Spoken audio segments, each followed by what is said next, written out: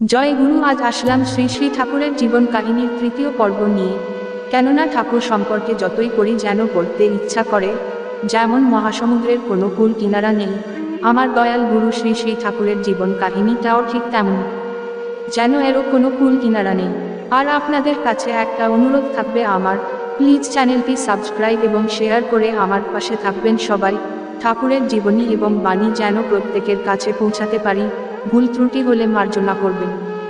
একদিনের এক ঘটনা। একদিন শ্রী শ্রী ঠাকুরের পিতার কাছ থেকে কলকাতার এক আত্মীয় কিছু টাকা ধার নিয়েছিলেন।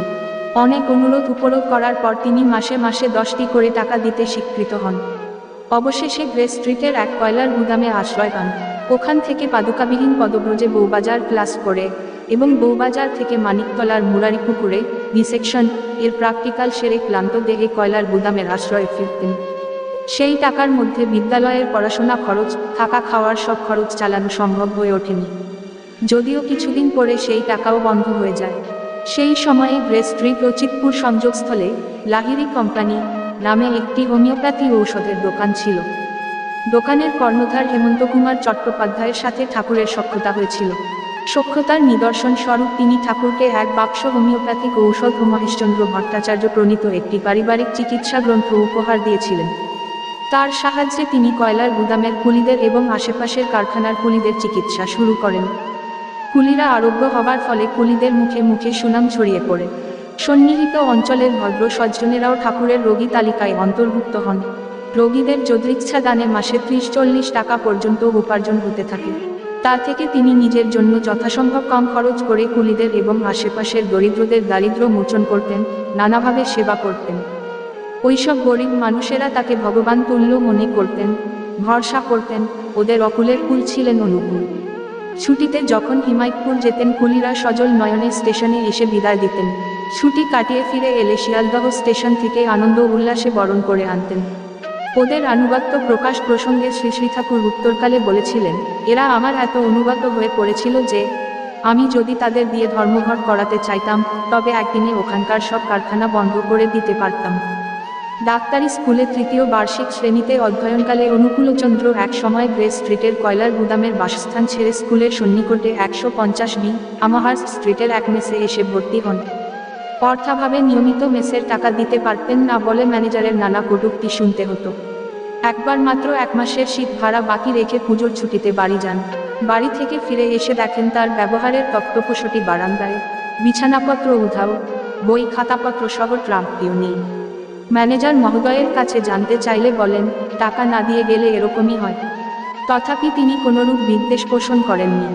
এত প্রতিকূলতা সত্ত্বেও তিনি কারো সাহায্যপ্রার্থী হননি।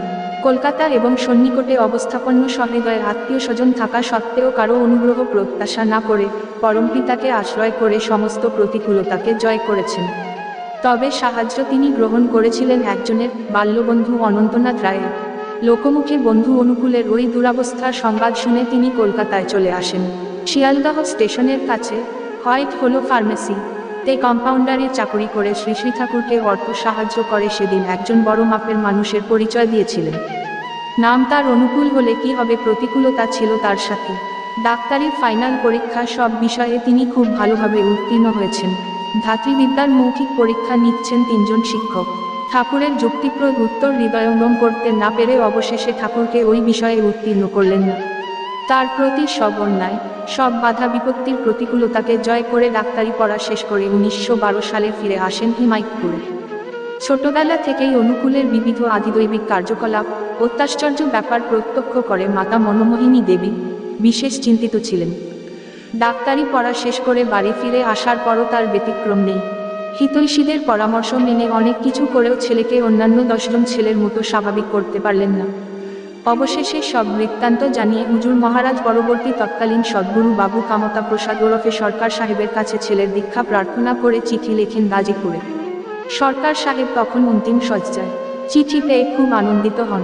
চিঠির উত্তরে তিনি লিখেছিলেন, মেরা কাম হো গয়া, তুমি ছেলেকে দীক্ষা দিয়ে দাও। ওই পত্র মারফত অনুমতিই ছিল মাতা মনমোহিনী দেবীর পাঞ্জাব। ওই অধিকার বলে মা ছেলেকে সাধক পরম্পরার সন্তমতে দীক্ষা দিলেন 1913 সালের 7 ডিসেম্বর।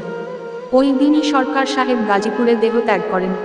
যাই হোক, সরকার সাহেবের অনুমতিক্রমে মাতা মনমোহিনী দেবী অনুকূলচন্দ্রকে স্বতন্ত্র দিলে ঠাকুর বলেছিলেন, এ তুই কি দিলি?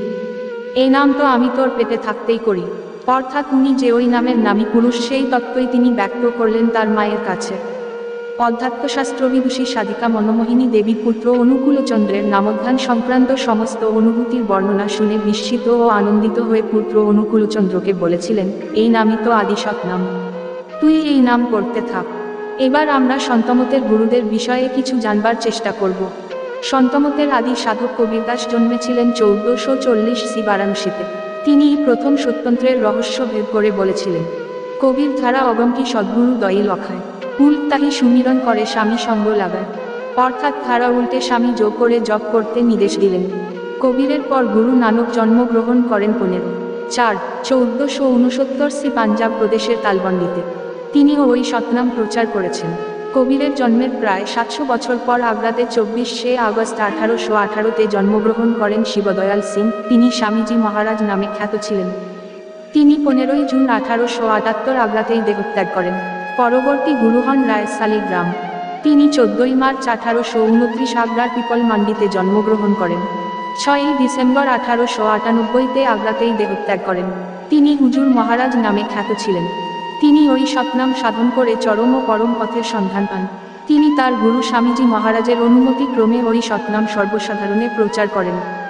পরবর্তী গুরু হন পণ্ডিত ব্রহ্মশঙ্কর মিশ্র। 28শে মার্চ 1861-তে ব্রাহ্মণ পরিবারে বারাণসীতে জন্মগ্রহণ করেন। 12ই অক্টোবর 1907 সালে দেহত্যাগ করেন। তিনি মহারাজ সাহেব নামে খ্যাত ছিলেন। মহারাজ সাহেব দেহত্যাগের পূর্বে একটি কাউন্সিল গঠন করে বাবু কামতা প্রসাদ ওরফে সরকার সাহেবকে পরবর্তী গুরু রূপে নির্বাচন করেন। শ্রী শ্রী ঠাকুর অনুকূলচন্দ্র সরকার সাহেবকে সন্ত বলে উল্লেখ করেছেন ভাববাণীতে। অন্তর্ধানের পর সৎসঙ্গের প্রধান গুরু হন সরকার সাহেব। পুরুষোত্তম জননী মাতা মনমোহিনী দেবী হুজুর মহারাজের দীক্ষিত ছিলেন। হুজুর মহারাজ বিগত হবার পর সরকার সাহেবের কাছে মা তার ছেলের সম্পর্কে জানালে সরকার সাহেব মেরা কাম হতে বলে দেহ ত্যাগ করেন।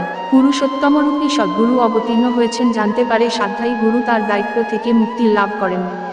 সরকার সাহেব শেষ নিঃশ্বাস ত্যাগ করেন গাজীপুরে। তারপর থেকেই মাতা মনমোহিনী দেবী সন্তমতের সৎনামে দীক্ষা দিতে শুরু করেছিলেন।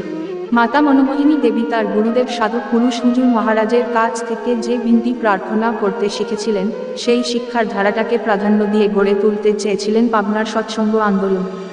শ্রী শ্রী ঠাকুর অনুকূলচন্দ্র পুরুষোত্তম রূপে স্বীকৃত হবার পরও আগ্রা সৎসঙ্গের ধারায়, যে ধারায় বীজমন্ত্রের উচ্চারণ স্বীকৃত, বীজমন্ত্রের মাধ্যমেই পারস্পরিক সম্ভাষণ প্রচলিত, আর্যকৃষ্টির 10বিধ সংস্কার অবহেলিত, পাবনা সৎসঙ্গকে পরিচালনা করতে চেয়েছিলেন বলেই আগ্রা সৎসঙ্গের বিনতি শিক্ষা দেওয়া হয় শ্রী শ্রী ঠাকুর অনুকূলচন্দ্রের আদর্শের অনুসারীদের। যার ফলে আজও বিনতির মাধ্যমে বীজমন্ত্র উচ্চারিত হয়ে চলেছে। নিত্য সাধ্যায়ের জন্য আবশ্যিক শ্রী শ্রী ঠাকুর রচিত জাগরণী সম্পর্কে শ্রী শ্রী ঠাকুর অনুকূলচন্দ্রের দীক্ষিতরা যতটা না জানে, তার চেয়ে বেশি মানে মাতা মনমোহিনী দেবীর রচিত তার গুরুদেবের প্রশস্তির প্রভাতী গীতি, প্রভাত যামিনী উদীপ দিনমণি কে। পরবর্তীকালে দৈনন্দিন জীবনে আর্যকৃষ্টিকে উপস্থাপিত করতে শ্রী শ্রী ঠাকুর যে সান্ধ্য প্রার্থনা মন্ত্র রচনা করেছিলেন, মাতা মনমোহিনী দেবী সেই প্রার্থনাকে স্বীকৃতি দিয়েছিলেন। এই বিষয়ে শ্রী শ্রী ঠাকুর বলেছেন, সন্ধ্যা মন্ত্রটা মা মারা যাবার 3 দিন আগে লেখা হয়। মা শুনে বড় খুশি হয়েছিলেন, সেই জন্য ও জিনিসটার উপর আমার খুব প্রীতি আছে। মা শুনেছিলেন তাই ওটা আমার অর্ঘ্য হয়ে আছে। 21 খণ্ড 7ই নভেম্বর 1952। শ্রী শ্রী ঠাকুর অনুকূলচন্দ্র আনুষ্ঠানিকভাবে কারো কাছে দীক্ষা গ্রহণ না করলেও বারবার তিনি বলেছেন, আমার মাই যেন সরকার সাহেব, হুজুর মহারাজ ও অন্যান্য মহাপুরুষদের প্রতীক। মাই আমার আদর্শ, মাই আমার জীবত্ব। তথাপি তিনি সরকার সাহেবকে নিজের গুরু হিসেবে এবং হুজুর মহারাজকে মাতৃদেবীর গুরু হিসেবে মান্য করতেন, তাদের প্রতিকৃতিতে প্রণাম নিবেদন করতেন। পারিবারিক আর্থিক সংকট তখন চরম। পারিবারিক সচ্ছলতা ফিরিয়ে আনতে অন্যান্য সফল সংসারী মানুষদের মতো চাকুরি করার সিদ্ধান্ত নেন অনুকূলচন্দ্র।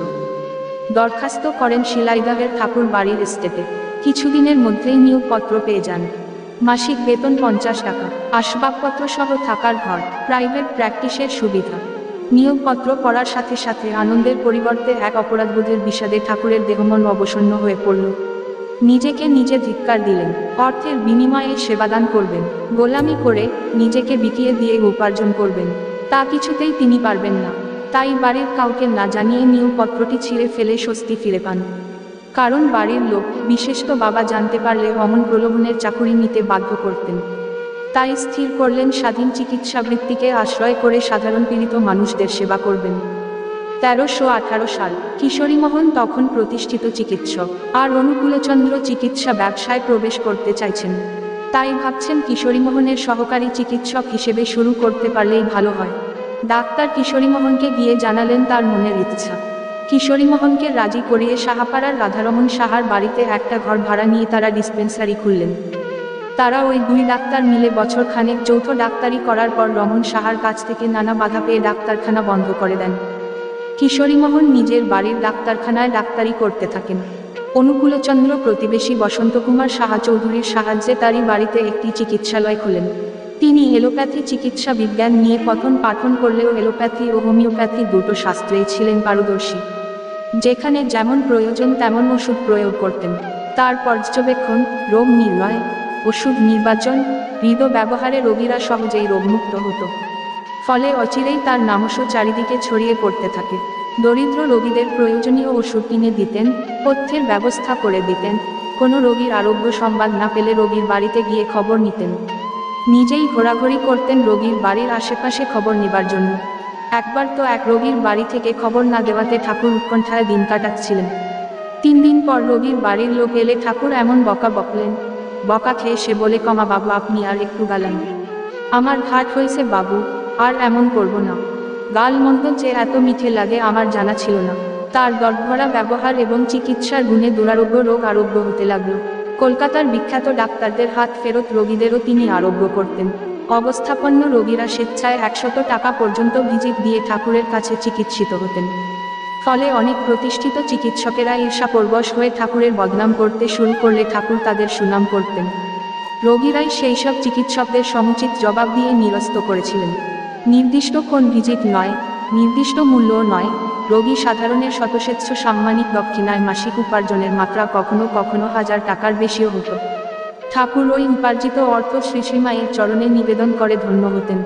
বর্তমানের চিকিৎসা পদ্ধতির সাথে তুলনা করলে দেখা যাবে ঠাকুরের ডাক্তারির সময়ে ম্যালেরিয়া, বসন্ত, কলেরা প্রভৃতি সংক্রামক ব্যাধি প্রতিরোধে জন্মাংশে স্বাস্থ্য সচেতনতা, সংক্রমণ প্রতিরোধের ব্যবস্থা এবং মহামারীর প্রকোপ থেকে মানুষকে রক্ষা করার কোনো পরিকাঠামোই ছিল না গ্রামেগঞ্জে। ছিল না কোন ছিল না কোন সরকারি নজরদারি। ঠাকুর কিন্তু স্থির থাকতে পারলেন না। কলেরা মহামারীর সময় প্রাণের মায়া তুচ্ছ করে কিছু সঙ্গী সাথী নিয়ে হিমায়তপুর সহ কাশীপুর, প্রতাপপুর, ছাতনি, কৈলানপুর, নাজিরপুর ইত্যাদি পার্শ্ববর্তী গ্রামের কলেরা আক্রান্ত রোগীদের বাড়ি বাড়ি ঘুরে সেবায়, শুশ্রূষায়, চিকিৎসায় শত শত রোগীর জীবন দান করেছিলেন।